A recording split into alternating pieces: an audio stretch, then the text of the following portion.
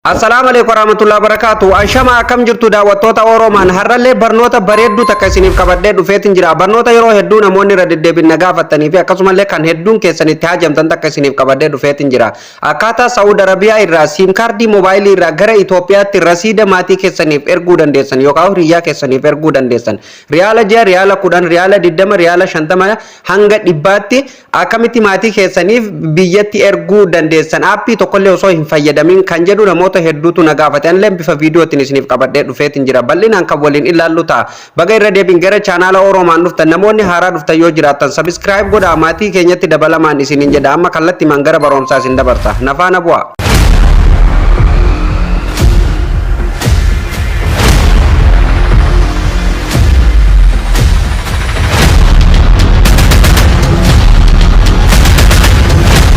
Daawwattoota keenya kabajamoo walitti deebinee jirra. Akkuma reef mata duree irraa isiniif tokkoof yaale siim kaardii moobaayilii irraa akkamiin maatii keenyaaf saantima yookaan rasiida gara biyyaatti erguu dandeenya. Aappii tokkollee osoo hin fayyadamin abbaa 100, abbaa 50, abbaa 20, abbaa 10 akkasumallee hamma riyaala 6tti akkamitti gara biyya haala bareedan maatii keenyaaf rasiida erguu dandeenya kan isiniin jedhe. Kana sirreeffatuuf aappii tokkollee isiniin barbaachisu jechuudha. Mana miiseejii keessa seennee bal'inaan waliin ilaalla. Miiseejiin isa kana yeroo tokkoof irratti kilik goonee keessa seennaa jechuudha. Sana booda miiseejiin haala kanaan nuuf banamaa jechuudha. Yeroo inni haala kanaan nuuf baname asirratti iddoo start chat bakka jettu tana cuqaastanii gara fuulduraa deemtu jechuudha. Bakka miiseejii namaaf ittiin barreessitan bilbila keessan isintu beeka. Bilbilli tokko tokko gama gadii kanatti mallattoo ida'ullee isiniif ka'a, gubbaa kanattillee kan isiniif kaa'utu jira jechuudha. Kiyyaammaaf jala kanatti mallattoo miiseejii na kaa'e haala isin argitan kanaan start chat iddoo jettu tana irra kilik goone jechuudha. Gara fuulduraa deemnaa jechuudha. Sana booda haala kanaan fuula kana qabatee isinii dhufa. Gubbaa kanarratti jechuudha maamiltoota kiyya sirriitti hubadhaa. Koodiin ana asirratti barreessu kana qofa barreessitanii jechuudha. 600 barreessitu gubbarratti itti aansitanii ammallee 900 barreessitu jechuudha. Haala kanaan kunoo 6 barreessitu jechuudha. Sana booda bakka seendii irratti jechuudha gadi buutanii jala kanatti nu isiniif fidaa jechuudha. Akkamitti akka miiseejii namaa barreessitan immoo namoonni baay'een ni beeka jedhee yaada. Akkasumallee siim kaardii moobaayilii irraa biyyalleetti rasiida erguu namoonni baay'een ni beektan jedhee yaada. Namoota hin beekne ijoollee haaraa dhufantu jira kan waan kana irraa hin beekne jechuudha. Kan gaafii akkana na gaafatan. Kanaaf isaaniif barnoota akka ta'uu fi akka irraa barataniif sheer godhaafin isiniin jedha warreen beektanilleen. Okay, sana booda jechuudha seendii irratti maal jettanii barreessitan jechuudha sirriitti adda baafadhaa.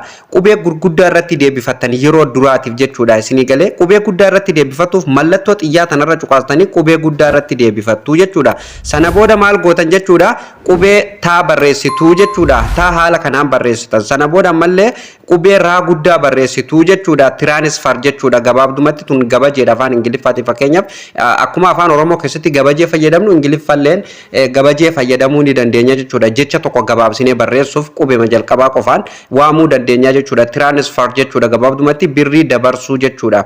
Okay, amma kanaafuu asirratti maal gootanii qubee taa gootanii raa gootanii egaa xumurtanii suuta jettanii irraa achi buttanii jechuudha. Ammallee gama gadii kana bakka bilbila walirraa hiisitan barreeffama walirraa ittiin hiisitan ni beektanii jechuudha. Xiqqoo irraa achi buttanii lakkoofsa abbaa birrii erguuf deemtanii san itti guutuu jechuudha. Ani amma kunoo lakkoofsa itti guutaatiin jira jechuudha. Maamiltoota kiyya haaluma kanaan itti guutan isinillee jechuudha. Salphuma jechuudha. Wama baay'ee salphaadha. Aappii tokkollee osoo hin fayyadamin jechuudha. Haala kanaan itti guutuu dandeessu jechuudha. Kunoo ani amma itti guutee xumureetiin jira jechuudha. Haala kanaan eega itti guutanii xumurtanii maal gootan jechuudha maamiltoota kiyya sirriitti adda baafadhaa seendi gootuu jechuudha. Kunoo seendiin SMC'n keenya fuuldura jira. Siim kaardii moobaayilii irratti deebifatu qabnaa jechuudha. Jalqaba kan amma irraa erguu deemnu kuni siim kaardii moobaayiliiti jechuudha. Kanaafuu maal gootan asirratti seendi gootuu jechuudha. Amma seendi godheetiin jira already amma haala isin argitan kanaan seendi godheetiin jira. Amma miiseejiin akkamitti akka naa deebitu isin argisaa jechuudha. Miiseejii akkamtu akka naa deeba birrii hin ergine hubadhaa malee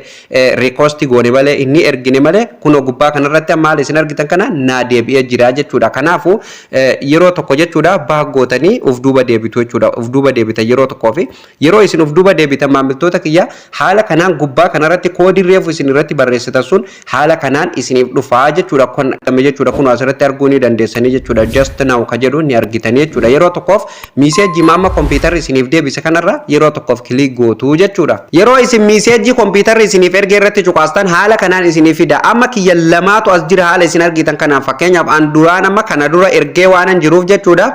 Kan naa dhufe dhufee jechuudha waliin naa dhufe jechuudha kun kan ammaati kun kan duraaniiti jechuudha kanaafuu tokkoma jechuudha kun rakkoo tokko hin qabu jechuudha garaagarummaan hin jiru tole maamiltoota kiyya akkamitti birrii ergina ka jedhuun isin argisiisa jechuudha amma asirratti filannoo afur nuuf kennaa jechuudha tokko lama sadi afur jedhee nuuf kennaa jechuudha isa tokkoffaa irratti birrii Itoophiyaa birrii 25 yoo erguu barbaadan riyaala Saudi 6 itti naqattu akkasumallee birrii 50 Itoophiyaa yoo erguuf barbaadan jechuudha birrii 10 fi saantima 5 ergitu jechuudha riyaala Saudi akkasumallee abbaa dhibbaa yoo erguu barbaadan riyaala 20 Saudi itti naqattu jechuudha akkasumallee abbaa 500 yoo namaaf biyyatti erguu barbaadan riyaala Saudi 100 takka itti guuttattu jechuudha akka isiniif galmoo abdiin qabaa jechuudha kanaafu amma birrii akkamitti erguu dandeenyaadha fakkeenyaaf birrii 6 yoo erguu barbaanne riyaala Saudi riyaala 6 Itoophiyaa birrii 25 akka ba'uuf yoo erguu barbaanne lakkoofsa irra jiraan argitanii miti lakkoofsuma tokko kana asirratti barreessitu jechuudha amma riyaalli 6 meeqarra jira tokkoffaarra jira jechuudha amma lakkoofsuma tokko kanan bakka kanarratti teekistii bakka jettu tanarratti lakkoofsa tokko barreessitu jechuudha haala kanaan lakkoofsa tokko barreessitanii seendi itti gootu jechuudha erginee jira amma riyaala 6 erguu deemna jechuudha gara Itoophiyaatti sana booda mallee haala kanaan fuula itti aanu qabatee nu dhufaa jechuudha hin xumurree sirriitti adda baafadha mallee amma asirratti akka nu subscribe goonu nu gaafataa jechuudha konfarmi hin goone jechuudha walumaa galatti kun haala isin argitan kanaan konfarmi godhii irra deebiin konfarmi godhii nuun jedha jechuudha riyaala 6 kana akka lakkoofsa kanarratti erguu murteessituuf asirratti akka nu mallatteessinu nu gaafataa jechuudha konfarmi akka goonuuf walii galtee okay kanaafuu lakkoofsa isin irratti erguu barbaadanillee haala kanaan asitti isinii fida riyaala 25 bayaa isiniin jedha kun asitti waan Itoophiyaatti ba'ullee asitti isinitti argisiisa jira jechuudha kanaafuu amma asirratti kun haala kanaan reply lakkoofsa tokko tuqii nuun jedha ammallee confirm please reply one number nuun jedha jechuudha lakkoofsa tokko akka nu cuqaasnu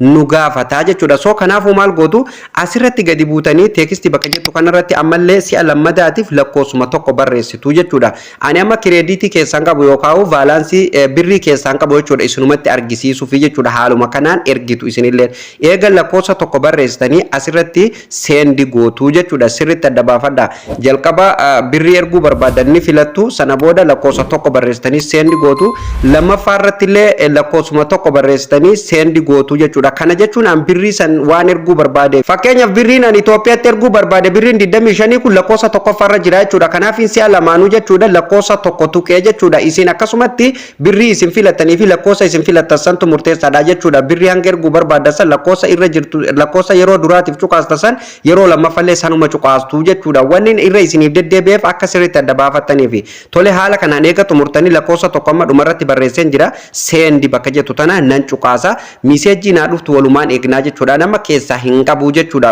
yoo keessaa qabaattan amma xumurarra jira waan ta'eef kallattimaan nama saniif birriin seenaa jechuudha riyaalli meeqa riyaalli 25 kuno haala kanaan jechuudha nama keessaa hin qabu kuno you recharge off naan jedhee jira jechuudha hin qabu jechuudha keessaa nama kanaaf haala kanaan naa deebise isin amma yeroo fakkeenyaaf nama saniif seene asirratti jechuudha successful isiniin jedha jechuudha kanaafu ergaan keessan sirriitti isiniif milkaa'ee jira jechuudha yeroo sana nama kiyya vaalansiin irra waan ta'eef jechuudha isinumatti argisiisuu fi haalumaan isteeppii nama isinitti argisiise kanaan ergitu jechuudha maamiltoota kiyya moobaayilii irraa gara moobaayilitti akkasumallee siim kaardii sawaa irraa akkamitti gara siim kaardii sawaa akka itti ergan immoo kana dura jechuudha isin barsiisee ture zeenii irraa gara zeenii moobaayilii irraa gara zeenii akkasumallee siim kaardii sawaa irraa gara Itoophiyaa akkamitti akka isin erguu dandeessan hundaayyuu isin barsiiseetiin ture jechuudha maamiltoota kiyya har'a gaa moobaayiliin isiniif qabadhee dhufe haala kanaan jechuudha gara biyyaa erguu ni dandeessanii jechuudha viidiyoo itti aanu keessatti jechuudha akkamitti zeenii irraa gara Itoophiyaatti maatii keenya birrii erguu dandeenya ka jedhullee viidiyoo itti aanu keessatti isiniif qabadhee dhufa inshallah yoo rabbi achiin nu ga'e egaan daawwattoota keenya kabajamoo barnoonni irra isiniif qabadhee dhufelleen jalqaba kaafnee kanaan gammatti waliin ilaalaa turre kana akka isin gammachiisuu fi akka warra baratanillee abdii guutuun qaba maarree isinillee viidiyoo kana ilaaltanii eega xumurtanii chaanaala Oromaaniif namoonni haaraa taatan subscribe godhaatii maatii keenyatti dabalamaa irraa fayyadamaan isiniin jedha bu'aa chaanaala keenya isinuu argaa jirtanii subscribe godhaatii irraa fayyadamaa namoonni haaraa dhuftan yoo jiraatan akkasumallee viidiyoon keenya isin gammachiise like tuquu hin dagatinaan isiniin jedha baasii isin hin gaafatu akkasumallee bakka isiniif hin galiin sanduuqa komentii keessatti yaada fi qeeqa keessanillee nuuf barreessuu hin dagatinaan isiniin jedha viidiyoon kun akka namoota hedduu bira ga'ee namoota fayyadamuuf share waliif godhu hin dagatinaan isiniin jedha barnoonni irraaf qabadda sumarratti kan xumuramu ta'a barnoota itti aanuun hamma walitti deebinutti turtii gaarii qabaadha.